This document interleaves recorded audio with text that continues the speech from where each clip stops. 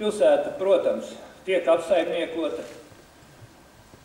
sociālā sfēra tiek nodrošināta, bezdarbs 10,8%, tas ir nosacīti mazāks nekā visā valstī. Bērni pabeigs skolu, bērnu dārzu šogad, mazie bērnu dārzu šogad. Reizē arī notiek kultūras, sporta pasākumi un viss pārējais. Bet visās jomās trūks naudas, dažās pat katastrofāli, piemēram, medicīnā. Un turpat pašvaldības, kā parasti to domā mūsu valdība, nevar palīdzēt. Lielākā daļa pašvaldību vadītāju un iedzīvotāju grib skaidrs spēles noteikums nākamajiem 4, 8, 12 gadiem. Un visās manas pieminētajās nozarēs un sfērās, un arī vēl tajās, kuras es nepieminēju. Par ko arī šeit runāja iepriekšējie runātāji. Es varbūt esmu naivs, bet ir pienācis pēdējais brīdis atjaunotās neatkarības 20 gadus pastāvējušajā valstī, ko sauc par Latviju, šodien ar vēlēšanu programmas palīdzību iezīmēt valsts tālāko virzību. Protams, ar konkrētiem budžeta skaitļiem un visās nozarēs, gan valsts, gan pašvaldību atbildīgajos sektoros esošajās.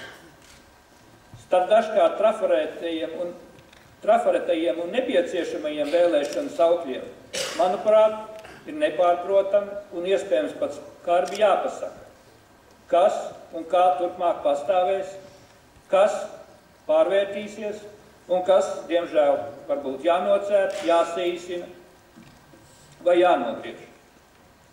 Daudzās nozarēs un vietās mēs arī atrastamies pie varas, tiesa visu laiku nosacīt kāpjošas ekonomikas apstākļos, to esam reizēm atlikuši. Cerējuši uz mūžīgu ekonomisku un sociālu augšupēju. Ko tur liekties?